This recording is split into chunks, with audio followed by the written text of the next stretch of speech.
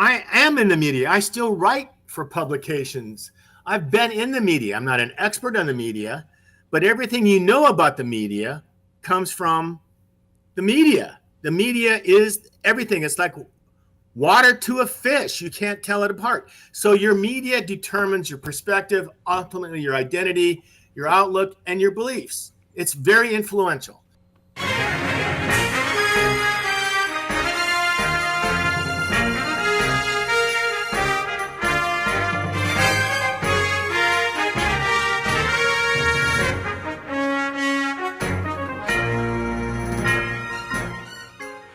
Welcome to Third Side Convo with your host, Bob Phipps. Your panelists today are Ted Johnson, Jeff Nolan, Johnny Dunn, and Larry Haber. And now, your host, Bob Phipps. Welcome to Third Side Convo, where we do the thing cable news forgot how to do. Actually listen. Now, tonight we're diving into what AI, at least one AI version, determined were the top 6 media spin battles, the stories that have been twisted harder than a politician stuck in a polygraph chair. Now, I've got 4 of our most experienced, most outspoken, and definitely XY chromosome panelists with me tonight, Ted, Larry, Jeff, and Johnny. And they've seen every angle of spin there is. But here's the challenge. For each issue, I'm going to ask them to not just argue their point, but to give real credit to the other side's perspective. Not a throwaway line. I mean, actually acknowledge what the other side sees as possible facts. Because here on the third side, if you can't name what your opponent gets right, you're not ready to debate what they went wrong.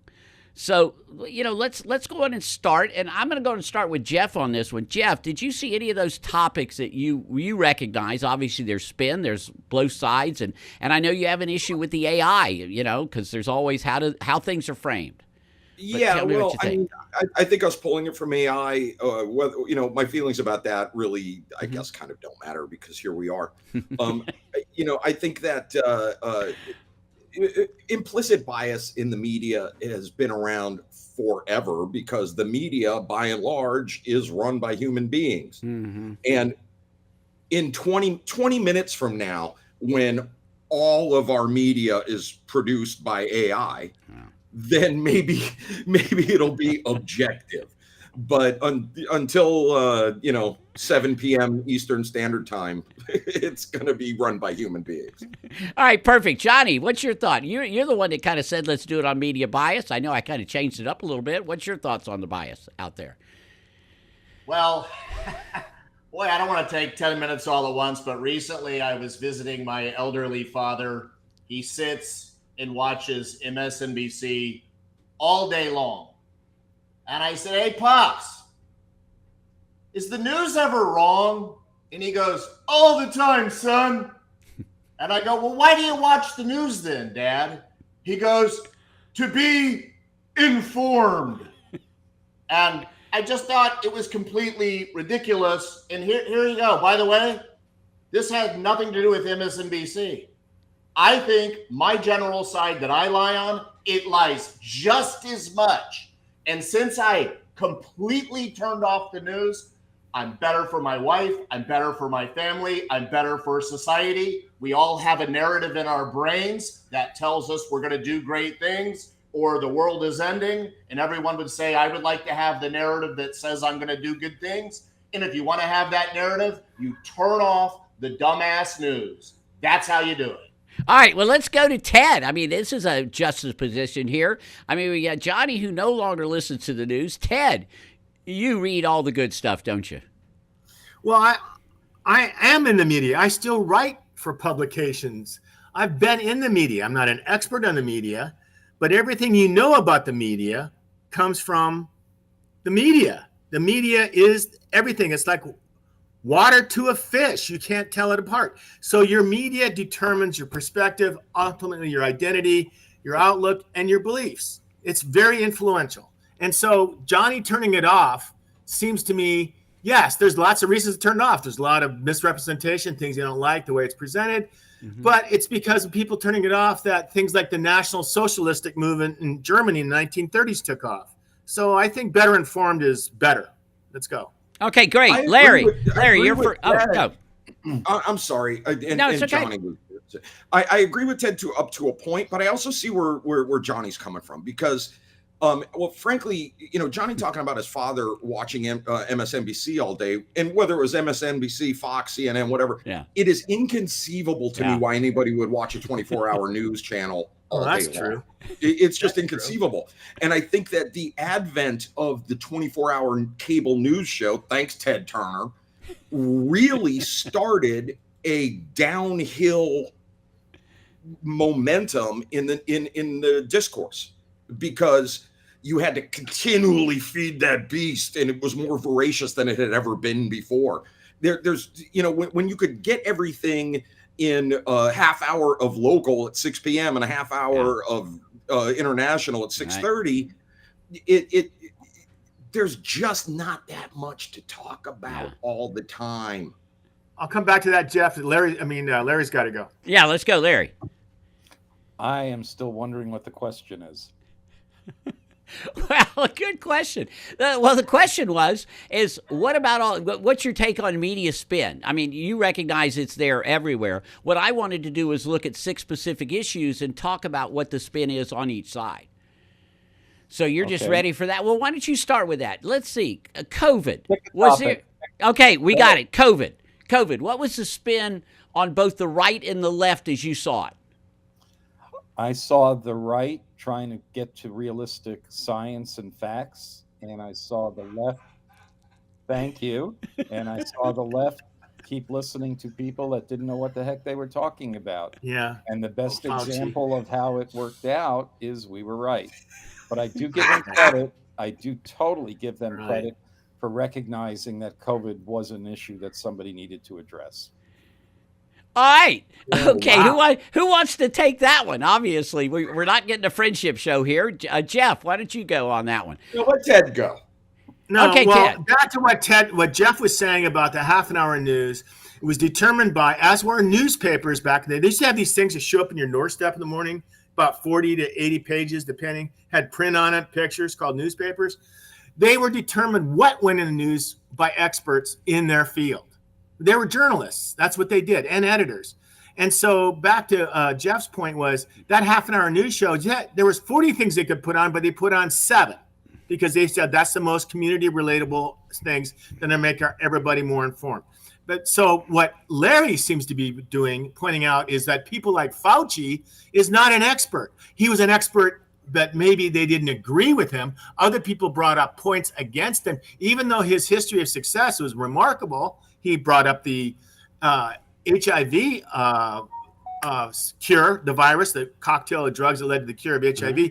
But and other things, he fought SARS, and now he's fighting COVID. Took a while. Well, what about the issue, Ted?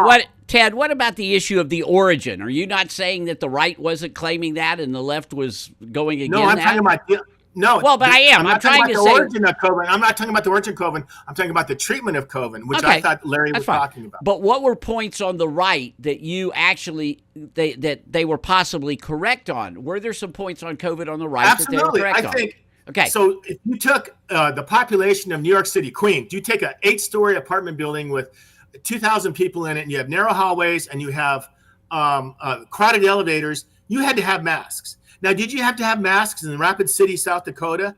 Probably not. So I think it depended on where you were. Now, it was a national decree. Everybody had to do it. There's reasons for it as well. But understand why people got upset about it. Okay, cool. Johnny, the 15 days to stop the spread, okay? We understand. No, but we understand nobody really knew, did they? Did we have to take it that seriously? And that's what the left did, let's say, whereas the right was a little more combative. I mean, why would they do that? Why would the left do that? I mean, look, I think it was a big psychological operation to see how obedient we would be. And I always thought there was some bigger scam going on for some greater reason. Great Why does conspiracy the right theory. always want to Another see a grand conspiracy? What is it with right-wing ideology that loves a grand conspiracy? If they can't The fill in whole the reason, timing it's of got to it be all was conspiracy. very, very peculiar is all. If it requires more than 3 people to keep their mouths shut about something, it's probably not true. That's right. I mean, for real. And I all of thought a the whole sudden, vaccine thing was complete bullshit because I took extensive science, and I'm like, there's no way they can. wait. magically have You a took vaccine out of extensive a year. science. What It does doesn't that mean? follow What the does- scientific process. Wait, Johnny. And my dad, because he watches MSNBC all day, goes, if you don't get the vaccine, you're going to kill your mom and dad, and won't you feel guilty about Bob, that? I'm going so out I for a got the cigar. vaccine, and I almost died from myocarditis. You preface that, Johnny, by saying I took extensive science. What does that mean? Well, I mean, I was very much involved in science throughout college. Well, no, I mean specifically, what does that mean?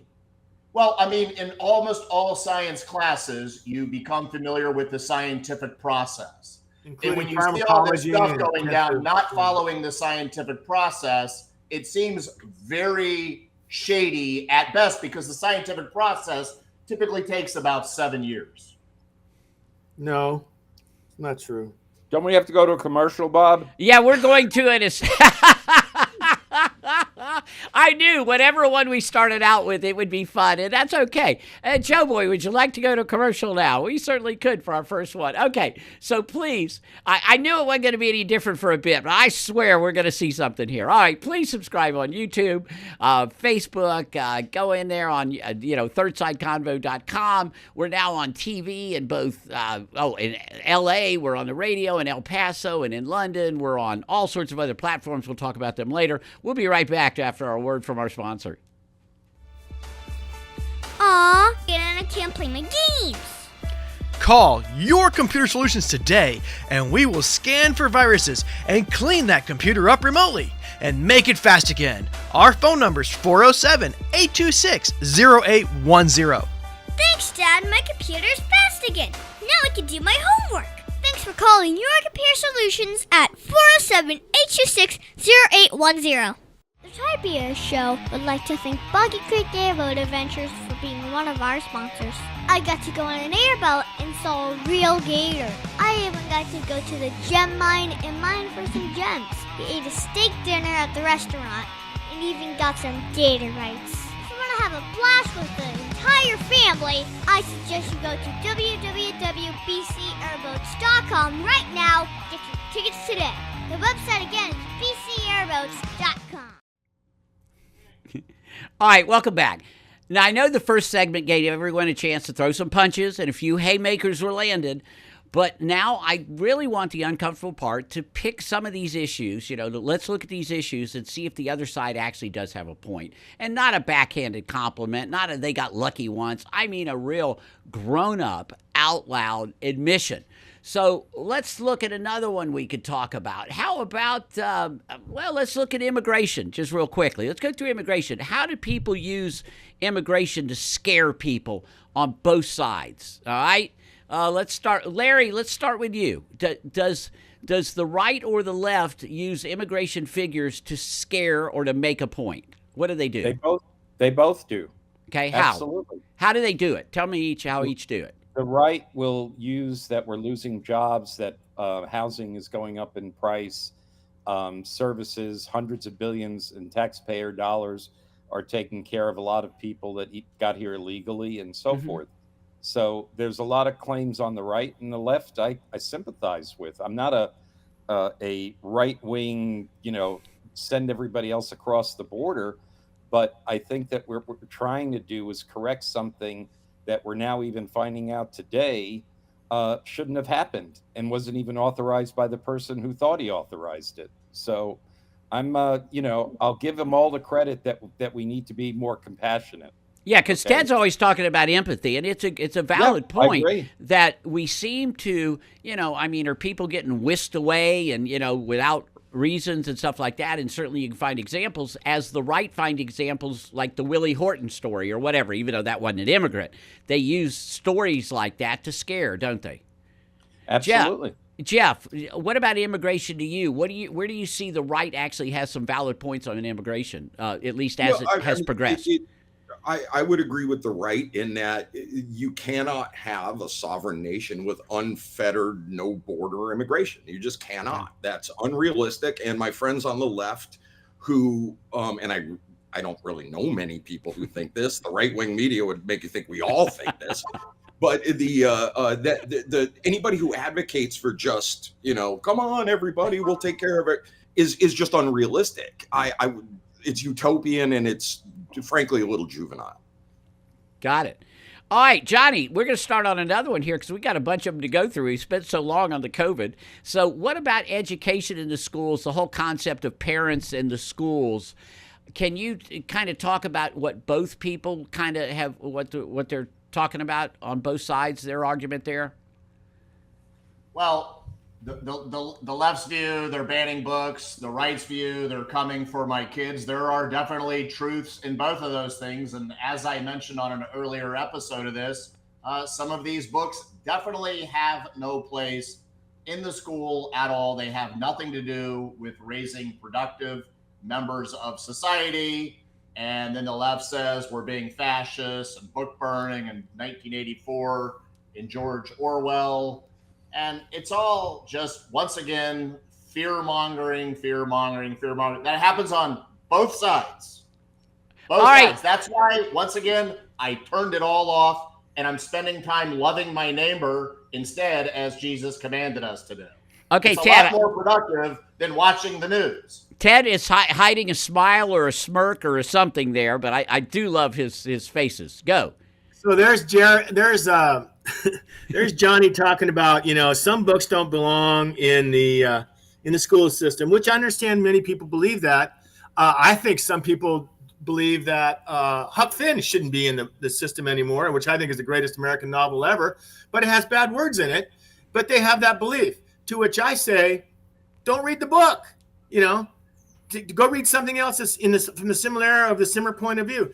Johnny wants to play God and tell people what they can't read and keep the book out. And I think that's where we cross over due to our partisanship. We tell other people what they can and cannot do. And the left does it quite a bit. Look at our friend Nancy Pelosi. Mm-hmm. She was telling everybody to lock their doors in case somebody came in through the back window and hit her husband. Yeah. So do you think there should be books in schools about girlfriends sucking their boyfriends, wieners, or boyfriends sucking their boyfriends? You mean you talk about oral sex? That somehow has any level of benefit to society at all? Or I think it's a type of issue that you come up about oral sex and sex education. How old are they? Are they fourth graders? Or are they ninth graders?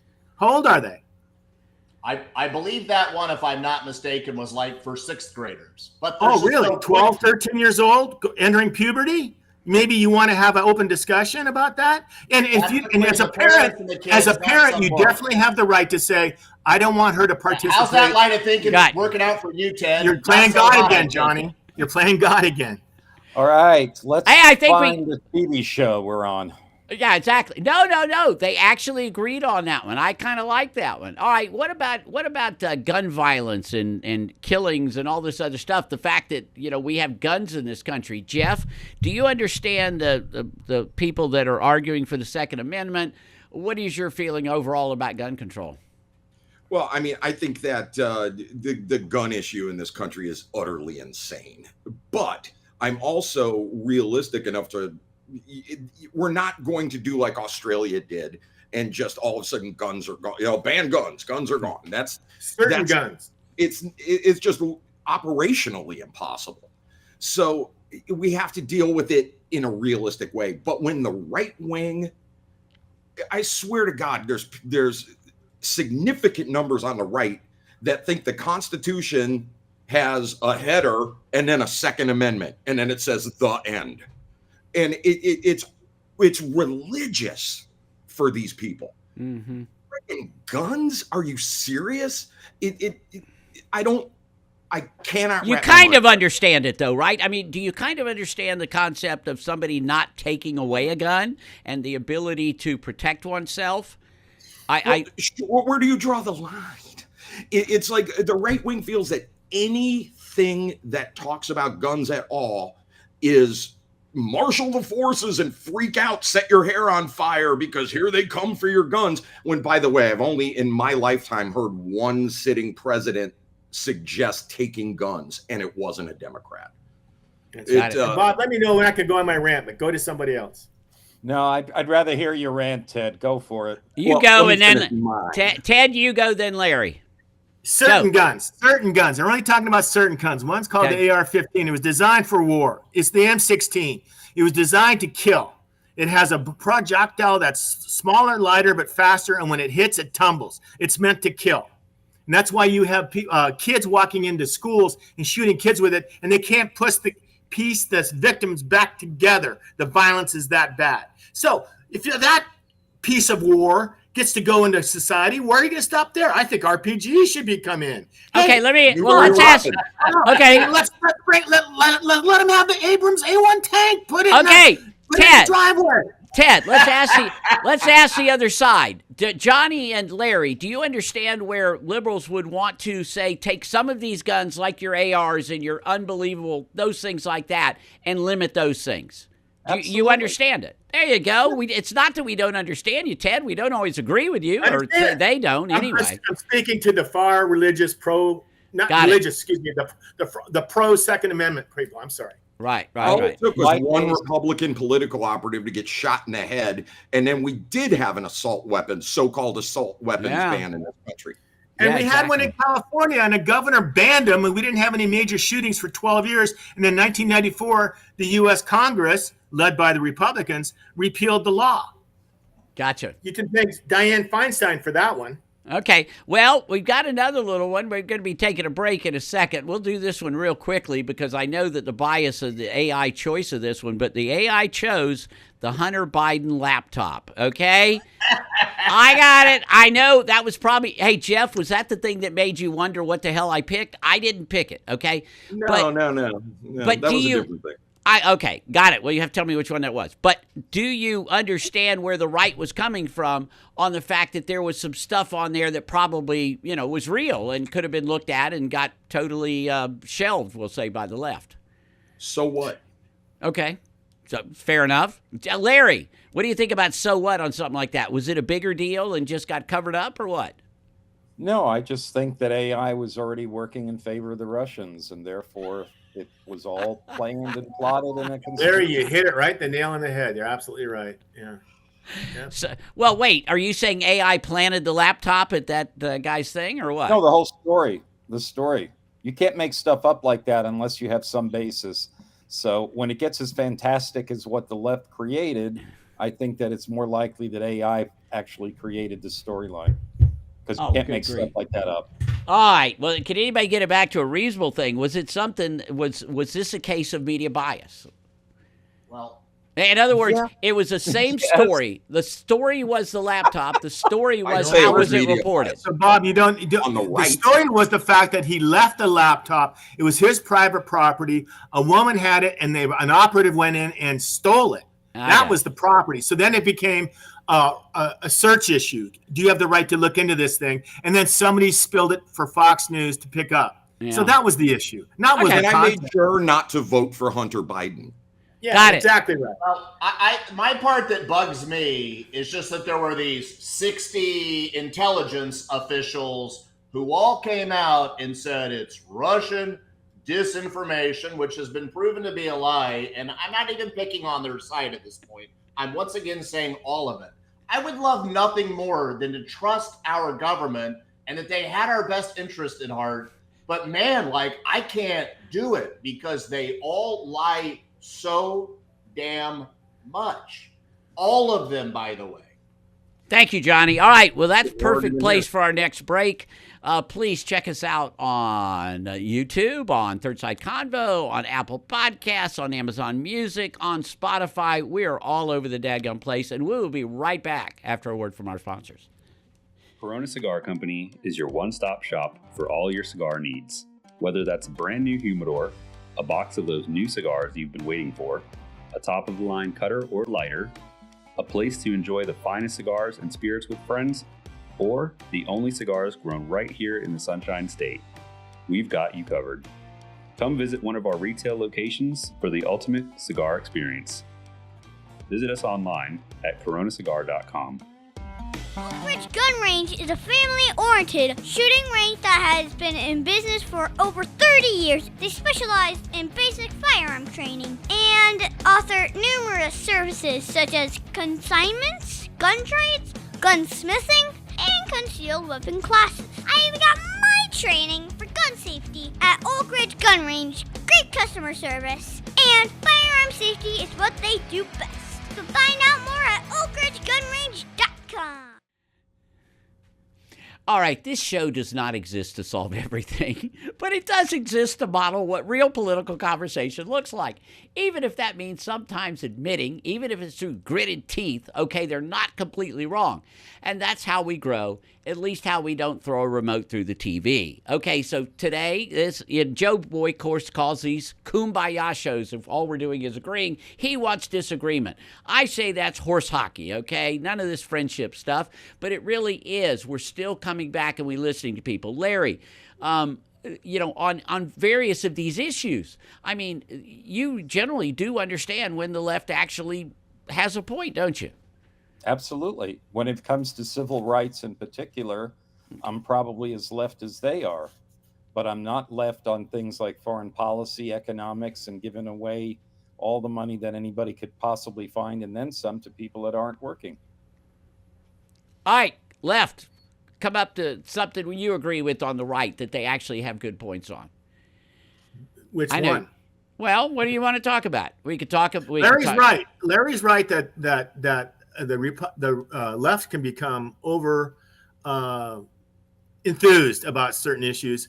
I think, though, Larry and I would agree on the fact that anytime we watch news and it goes from reporting into zealotry, right, they become zealots for an issue, then the flags go up.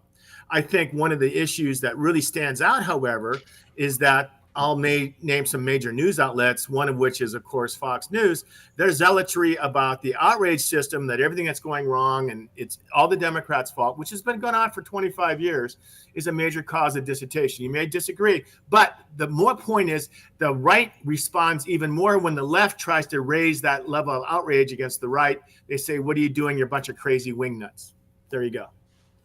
Yeah, they do seem to be holding two different conversations, don't they?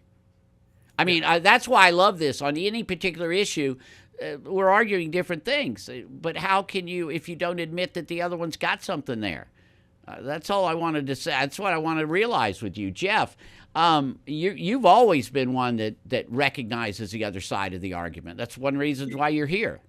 Absolutely. And as I've said many times, I'm to the left of both John and Vladimir Lenin. I really am. I'm a true leftist. And but I would say that on the right, I agree that there is an immigration problem in this country. Mm-hmm. The way the right is currently handling it is despicable. I agree. And completely inhuman. I agree. But we do agree that there is an issue, and it's a significant one. Yeah. Agreed. There you go. We got that one. We agree. What about, let's go ahead and touch on this one, even though we're all a little paler than we should be. The George Floyd riots, or the George Floyd situation, was one that literally, we're going to have to be quick on this one, but it was one that did pull up on my AI list. It said both people looked at it differently. Johnny Dunn, I'm going to ask you on the first, what do you think that the left was saying about why it happened? And do they have a valid point?